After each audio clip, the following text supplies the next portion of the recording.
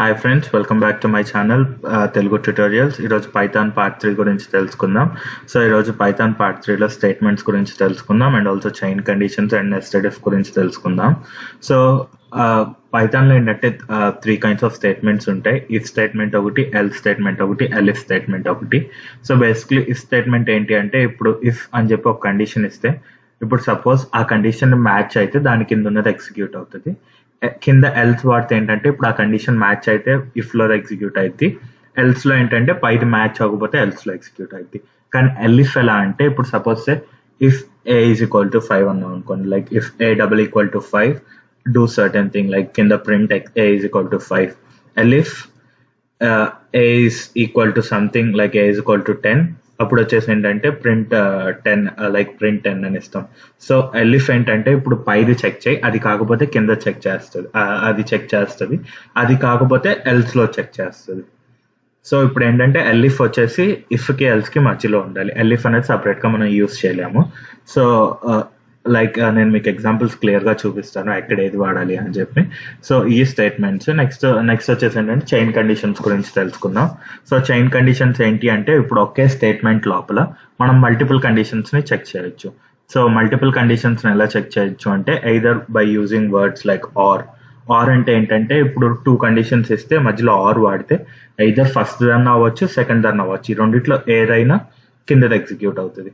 కానీ అట్లాగే సేమ్ ఇంకోటి ఏంటంటే ఎండ్ స్టేట్మెంట్.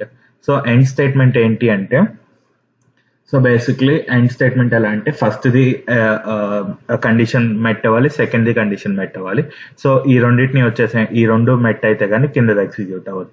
సో అది ఇది లైక్ చైన్ కండిషన్ అనమాట. సో నెస్టెడ్ ఇఫ్ ఏంటి అంటే, ఇప్పుడు సపోజ్ పైన ఒక ఇఫ్ స్టేట్మెంట్ ఇచ్చి దాని కింద ఇంకొక ఇఫ్ స్టేట్మెంట్ ఇచ్చి దాని కింద అలా ఒక మల్టిపుల్ ఒక లేయర్స్ లా చేసుకోవచ్చు. దాన్ని చైన్ కండిషన్స్ అంటారు. సో ఇప్పుడు మనం తెలుసుకుందాము ఎలా చేయాలో. సో ఫస్ట్ వచ్చేసి ఇఫ్ స్టేట్మెంట్ గురించి చూద్దాం. సో ఇప్పుడు suppose okay, A is equal to input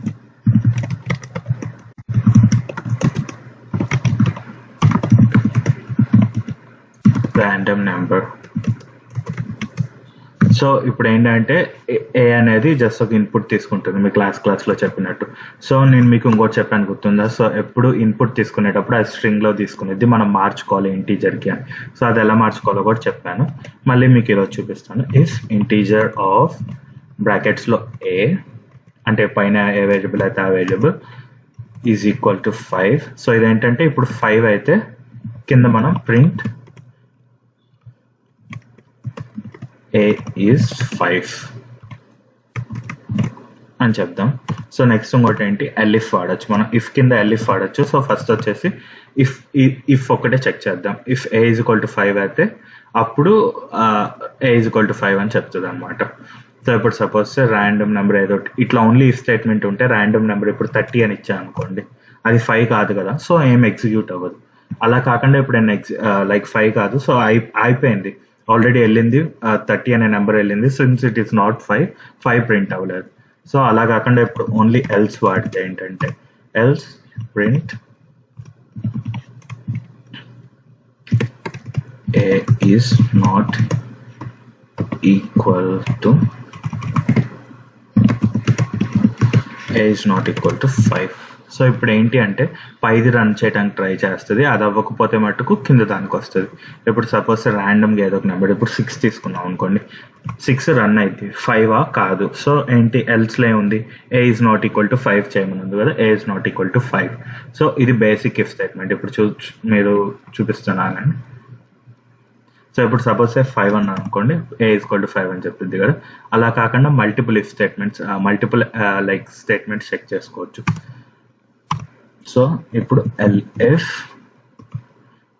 integer of a equal to 10. So ఎప్పుడు ఇఫ్ కానీ ఎల్స్ కానీ ఏది వాడినా మనం సెమీకోలన్తో ఏం చేయాలి, ప్రింట్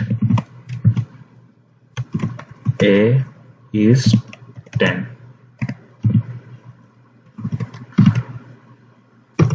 సో అలా మల్టిపుల్ రాసుకోవచ్చు, మనం ఎన్నైనా రాసుకోవచ్చు. కాకపోతే ఏంటంటే ఇది వచ్చేసి ఇఫ్ కి ఎల్స్ కి మధ్యలో ఉండాలి. ఇఫ్ ఇంట్ of a equal to 15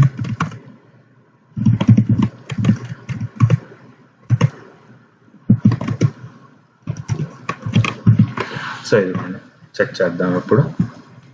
so same programme, just ఇది వాడాను, is not equal to 5.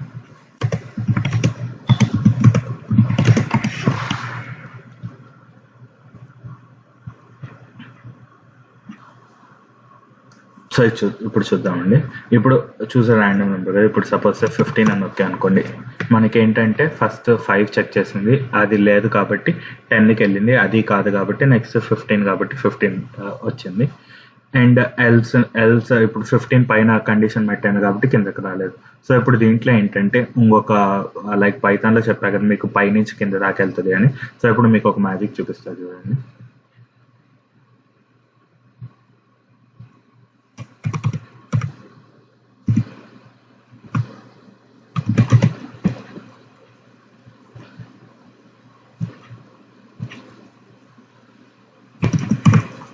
So చూడండి, ఇప్పుడు మీరు అబ్జర్వ్ చేశారా, నేను ఇక్కడ ఏమి ఇచ్చాను, ఏ 10 కన్నా ఎక్కువ ఉంటే అని ఇచ్చాను, కానీ కింద ఏ = 15 అయితే 15 రావాలి, కానీ నేను ఇక్కడ 15 ఇచ్చాను, కానీ 10 ఎందుకు వచ్చింది అంటే, సో ఫస్ట్ పైథాన్ లైన్ వైజ్గా చెక్ చేసుకునేది. సో ఇప్పుడు ఏ = 5 కాదు కాబట్టి నెక్స్ట్ లైన్కి వెళ్ళిపోయింది. అక్కడ ఏంటి, ఏ 10 కన్నా ఎక్కువ ఉంది, 10 కన్నా ఎక్కువ ఉంది. సో ఏంటంటే ఈ కింద ఎగ్జిక్యూట్ అయిపోద్ది, ఇంకా ఈ కింద పార్ట్ వెళ్ళి ఫీడ్ అయ్యేది చెక్ చేయదు. సో పైథాన్ అలా చేస్తుంది. సో ఇప్పుడు మనం కండిషన్స్ మెన్షన్ చేసేటప్పుడు జాగ్రత్త చేసుకోవాలి. సో ఇప్పుడు జాగ్రత్తగా చేసుకోవాలి అంటే ఎలా అంటే, ఇప్పుడు ఇంతగా మీకు అందుకనే మనకి ఇప్పుడు మల్టిపుల్ కండిషన్స్ ఉంటాయి. సో మల్టిపుల్ కండిషన్స్ ఏంటి అంటే, ఇప్పుడు suppose if integer of A greater than 10 and less than, ఇదిగోండి ఎండ్ స్టేట్మెంట్, ఎండ్ వాడితే కలర్ మారుతుంది. సో కలర్ మారుతుందంటే అది ఒక స్పెషల్ ఇదనమాట. Integer of A less than 15 అయితేనే ఇది వస్తుంది.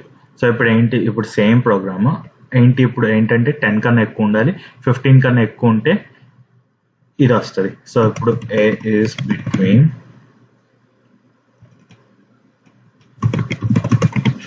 ఇప్పుడు చూద్దామండి, సేమ్ 15 రన్ చేద్దాం, సేమ్ ఇంతకడిదే రన్ చేద్దాం. ఇప్పుడు ఏంటంటే 2 స్టేట్మెంట్స్ ఇచ్చాం కదా, ఇంతకేంటి 10 కన్నా ఎక్కువ ఉంది. సో సేమ్ 15 రన్ చేస్తే చూడండి, 15 రన్ చేస్తే ఏ ఈజ్ 15 అంటది. ఎందుకు అంటే ఇప్పుడు ఏంటంటే ఏ అనేది 15 10 కన్నా ఎక్కువ ఉంది, కానీ it is not less than 15 కదా, అందుకనే ఏంటి ఎండ్ ఉంటే ఈ 2 స్టేట్మెంట్స్ ట్రూ అవ్వాలి, లేకపోతే మటుకు ఏదో ఒక్క స్టేట్మెంట్ ట్రూ అయినా చాలు. ఇప్పుడు సేమ్ ఇదే దాంట్లో మనం ఆర్ ఇచ్చామనుకోండి, ఈ రెండిట్లో ఏదో ఒక్కటి ట్రూ అయితే అది ఇది వచ్చేస్తుంది, ఆ స్టేట్మెంట్ రన్ అయిపోద్ది. సో ఇప్పుడు సపోజ్ సేమ్ ఇంత దానికి మనం 15 ఇస్తే ఇప్పుడు ఏంటంటే ఏ = 10 అని చెప్పేసి, అదే ఏ = between 10 and 15 కింద ఏది ఉంటాయి. సో అదనమాట. ఇది వచ్చేసి ఈ మల్టిపుల్ స్టేట్మెంట్స్ ఇవ్వచ్చు, అట్లా ఎండ్ ఆర్లో అలా ఎన్ని నెంబర్ అన్నా ఇవ్వచ్చు, ఒకే కండిషన్లో ఇఫ్లో ఎన్ని నెంబర్స్ అన్నా ఇవ్వచ్చు. సో ఇది కండిషన్స్ అనమాట, ఈ like multiple conditions and regular conditions అనమాట. నెక్స్ట్ ఏంటంటే నెస్టెడ్ ఇఫ్ అని ఇంకోటి చెప్పా కదండి. సో నెస్టెడ్ ఇఫ్ ఎలా వర్క్ చేస్తుందో ఇప్పుడు చూపిస్తాను మీకు. సో బేసిక్లీ నెస్టెడ్ ఇఫ్ అంటే ఏంటంటే, సో మొత్తం అరేంజ్ చేసేద్దాం, మీకు జస్ట్ ఎగ్జాంపుల్స్ చూపిస్తున్నా కదా. సో x = పైన ఒక వాల్యూ ఇచ్చేద్దాం, x = 5 and next y = 10. So next if ఎట్లా వాడతాం అంటే, ఇట్లా మల్టిపుల్ కండిషన్స్ ఉన్నాయి అనుకోండి, మనకి z = 20 ఇలా కండిషన్స్ ఉన్నాయి కదా. సో ఇప్పుడు ఏంటి అంటే, ఇఫ్ x = 5, దీంట్లోనే మనం ఇంకో ఇఫ్ స్టేట్మెంట్ చేయొచ్చు. If y = 20, if z y = 10 కదా. So y = 10 and if z = 20,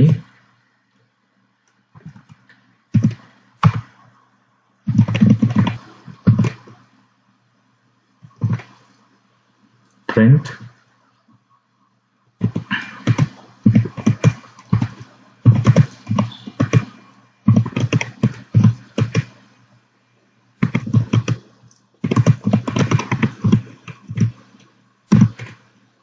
so ఇప్పుడు ఏంటి అంటే ఇక్కడ ఇండెంటేషన్, ఇక్కడ గ్యాప్స్ చూడండి, ఆ గ్యాప్స్ లోపు ఇప్పుడు ఏం చెక్ చేసిద్ది, x ఈజ్ ఈక్వల్ టు 5 ఉందా కాదా అని చెక్ చేసిద్ది, దాని తర్వాత y ఈజ్ ఈక్వల్ టు 10 ఉందా కాదా అని చెక్ చేసిద్ది, దాని తర్వాత z ఈజ్ ఈక్వల్ టు 20 ఉందా కాదా అని చెక్ చేసి అప్పుడు ఇవన్నీ కరెక్ట్గా ఉంటే అప్పుడు ఇది ప్రింట్ ఇస్తుంది అనమాట.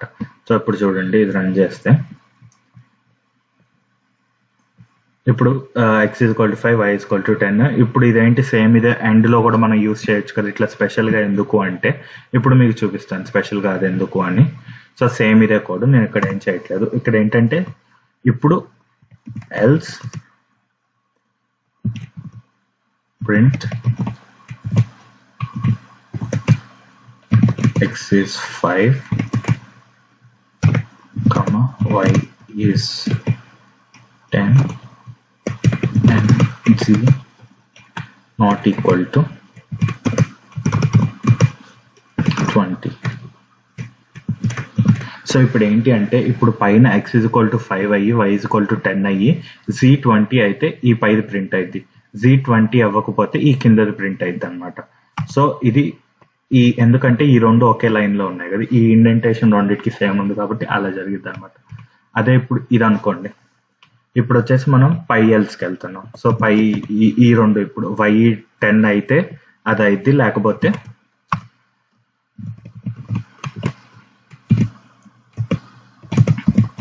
x is 5, y is not equal to 10. So అక్కడ అది అయిపోయింది. ఇది వచ్చేసి ఏంటంటే పైన ఇఫ్కి ఎల్స్ ప్రింట్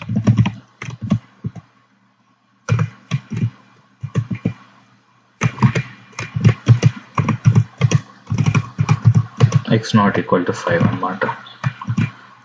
సో ఇప్పుడు సేమ్ ఇదే ఇంతగా. సో ఫస్ట్ వచ్చేసి ఇప్పుడు z వాల్యూ మనం వేరేది ఏదో ఒకటి ఇచ్చాం అనుకోండి, z ఈజ్ ఈక్వల్ టు 22 అని ఇచ్చాం అనుకోండి. సో ఇప్పుడు ఏంటంటే వీటికి ఇంటీజర్ అవసరం లేదు, మీరు ఏమైనా మెన్షన్ కండిషన్ చెక్ చేయాలి అంటే అప్పుడు ఇది కావాలన్నమాట. సో ఎందుకంటే పైన పైన ఆల్రెడీ వాల్యూస్ ఇచ్చాను. So z is equal to 22 అనుకోండి. ఇప్పుడు ఏంటి x 5 అయింది, y 10 అయింది. సో ఇదేంటంటే ఈ స్టెప్లో ఎల్స్ దగ్గర ఇక్కడ చెక్ చేసిద్ది అనమాట. ఓకే పైన z20 అవ్వలేదు, సో ఇప్పుడు ఏంటి ఈ కోడ్ ఎగ్జిక్యూట్ అయింది ఎల్స్, ఎందుకంటే ఈ రెండు సేమ్ స్పేసింగ్ లో ఉన్నాయి, spacing in the sense same indentation లో ఉన్నాయి కదా. సో ఇప్పుడు ఏంటి అంటే మనం ఒకవేళ వైది మార్చాం అనుకోండి ఈ స్టేట్మెంట్ తో, ఎందుకంటే y ఈజ్ ఈక్వల్ టు 10 అయితే ఈ కింద స్టెప్ చెక్ చేసింది. ఇన్ కేస్ y 10 కాకపోతే ఇక్కడికి వెళ్ళిపోద్ది డైరెక్ట్ గా. సో ఇప్పుడు చూడండి, సో y వాల్యూ మనం మారుద్దాం 10 కన్నా. ఇప్పుడు ఏ వాల్యూ అన్నా ఇవ్వండి, సో 9 ఇచ్చాం అనుకోండి. సో ఏంటంటే ఇప్పుడు చూడండి, x 5 ఈక్వల్ అయింది కాబట్టి ఈ కండిషన్ లో నుంచి నెక్స్ట్ ఆ కండిషన్ లో నుంచి కిందకి వచ్చింది. సో అక్కడ y 10 అయితే z20 కాదా చెక్ చేసింది. ఇన్ కేస్ y 10 కాకపోతే డైరెక్ట్ గా ఆ స్టేట్మెంట్ లో ఎల్స్ కి వెళ్ళిపోద్ది అనమాట. సో ఎల్స్ లో ఏముంది ఇక్కడ మనకి, if x is equal to 5 and y is not equal to 10 అని చెప్పింది అదనమాట. సో ఇన్ కేస్ ఫస్ట్ అసలు x 5 ఈక్వల్ కాకపోతే డైరెక్ట్ గా వెళ్ళిపోద్ది అనమాట. ఇప్పుడు సపోజ్ సేమ్ ఇంత వాల్యూస్ 10 20 ఇచ్చేసి x వాల్యూ 5 కాకుండా ఏదో ఒక ర్యాండమ్ నెంబర్ 4 పెడదాం. సో 4 పెడితే ఏంటంటే ఫస్ట్ స్టేట్మెంట్ లోనే చెక్ చేసిద్ది అనమాట. ఇప్పుడు x 5 కాదు, so x not equal to 5. అది ఎలా చెప్పింది అంటే ఇప్పుడు ఇక్కడ ఫస్ట్ స్టేట్మెంట్ లో కరెక్ట్ అయితేనే మిగతా స్టేట్మెంట్స్ లోపలికి వెళ్తుంది, అది అవ్వలేదు కాబట్టి డైరెక్ట్ గా దాంట్లోనే ఎల్స్ లో వచ్చేసింది. సో ఇదనమాట ఈ నెస్టెడ్ ఇఫ్స్ అనమాట. మీరు ఒకసారి ప్రాక్టీస్ చేస్తూ ఉంటే బాగా ఈజీగా వచ్చేస్తుంది. సో బేసిక్లీ మీరు ఇన్పుట్ తీసుకుంటున్నప్పుడు మటుకు ఇంట్ ఆఫ్ అని మాత్రం యూజ్ చేయండి. ఇప్పుడు suppose is equal to input, ఇప్పుడు మీకు ఎగ్జాంపుల్ చూపిస్తాను.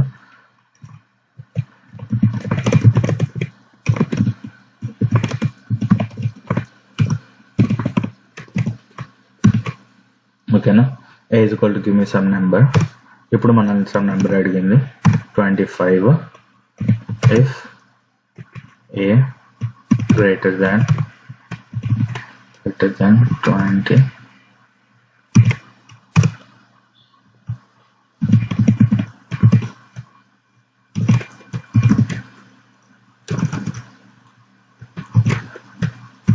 సో ఇప్పుడు చూద్దామండి. ఓకేనా. సో ఇదిగో చూడండి, నేను చెప్పా కదా ఇంటీజర్ అని వాడాలి. ఇట్లాంటి సేమ్ ఇదే కండిషన్ ఇంటీజర్ వాడామనుకోండి వస్తుంది. ఇఫ్ ఇంట్ ఆఫ్, సో ఇది గుర్తుపెట్టుకోండి, ఎప్పుడన్నా ఇన్పుట్ తీసుకునేటప్పుడు దాని ముందు ఇంటీజర్ అని వాడటం ముఖ్యం.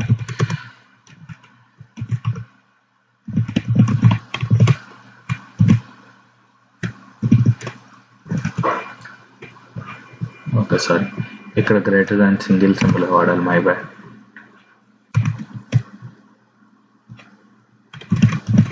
సో ఇప్పుడు చూడండి, యా గ్రేటర్ దాన్ 20 వచ్చింది కాబట్టి అదనమాట. సో ఇంటీజర్ వాడటం ముఖ్యం. అండ్ మీరు యా సో మీరు ఒక్కసారి ప్రాక్టీస్ చేయండి, ప్రాక్టీస్ చేస్తే అంత ఈజీ. సో యా మిగతా గురించి నెక్స్ట్ క్లాస్లో చూద్దాం. థ్యాంక్ యూ సో మచ్ అండి. మీ సబ్స్క్రైబ్ చేసుకోండి అండ్ మీ సపోర్ట్ ఇంతే ఉండాలని కోరుకుంటున్నాను. Thank you so much. Bye.